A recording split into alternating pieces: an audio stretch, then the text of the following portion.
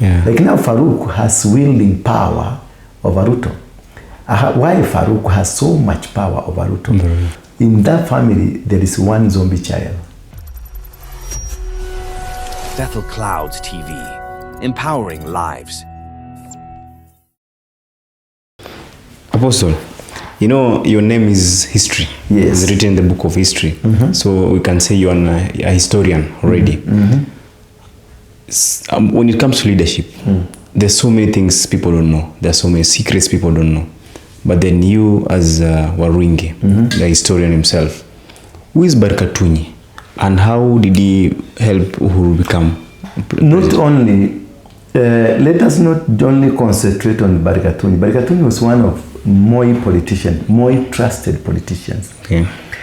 In any kingdom, may it be British, Kenyan, or may it be animal kingdom, there is a king in that kingdom. And the king has the people who are called pillars of the kingdom.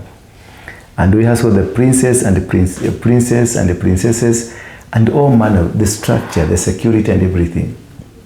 So you will find not only Moi, but also in Kenyatta we had Koinange. Yeah. And for Kibaki we had people like Akina Matere Kereri. And for Uhuru we had people like Murathe. Okay. And for Ruto we have like people like Farouk. All these people, they are not ordinary people. They have some specific energy that is not with others. That is why they are brought closer to the leadership, to the kingship, because they are helpers of the king. And these people who are helpers of the king, they might be positive helpers or negative helpers. They are people who will shape that kingdom. They are people who will shape that authority, that power. If you look at, and also the spirit inside them will determine what kind of people they are. People like Barngetuni was a close friend, a close ally of President Moi. And they used to do business together. And when Moi would want to have a walk around with somebody, he will call Barngetuni, because that is man they shared a lot. He trusts him. Any person who is a king is a ritualist. Is a person who has some superior powers than anybody. Their altars are very superior, and their altars they do with instruction from God or from the deities they worship. And these altars they do, many people don't understand them. People don't know even what they're doing. Like the other day, Ruto was where? In Jesus Winner's ministry, and he gave 20 million. 20 million was just not a 20 million. Anything given out by a king or by a leader or by a person who is anointed, it's not just a gift, it is a sacrifice. Any money myself I give, any money I give out for any function, whatever it is, even any money I give to you as a person, I give you 1,000, I give you 500. It is not just a mere gift, it is an altar, it's a sacrifice I'm giving. So people anointed, they have specifics. Whatever they give out is not an offering. It is a sacrifice. A president coming to your church, coming to your town, coming to wherever, it's a sacrifice. His foot touching on the ground of that area, he offers a sacrifice. So whatever the president does, whatever, anything that he gives out, or whatever that he says, it is a sacrifice. Any pastor speaking who is anointed, fully anointed, whatever he says out, he releases out, is a sacrifice. Therefore, when you have your henchmen around you, these are the sanctuary keepers. You being the sanctuary, these are the people around you. They got some powers donated from you to them. So they have an authority superior than any other person. That is where you find these people can convince the king immediately in one sentence, and the king will just say, okay. If that's the case, I'm okay. But you'll find a person employed by the government like NSIS to advise the president. They don't take. He don't take it. Like now Farouk has wielding power over Ruto. Why Farouk has so much power over Ruto? Because Farouk himself the name Farouk is a Muslim name. This name called Farouk, it is in Kiswahili tunasema ni jini. Yeah. It's a jinn. A jinn is a kind of a ghost that they come from coastal regions. This is some spirits. So when you hear somebody is called Farouk, in the Muslim fraternity they call it Jinn Farouk. So this person, Jinn Farouk, is a demon that causes trouble. It's a demon that is mostly associated with warfare. So when you see this man with Ruto called Farouk working with Ruto and doing everything with Ruto from the days they were young men, as they entered into politics, they have been always together.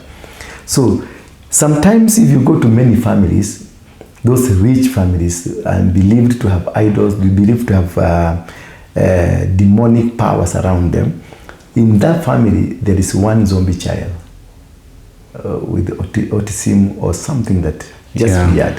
And it's not normal. Is that disability in a way. Those children are not ordinary children.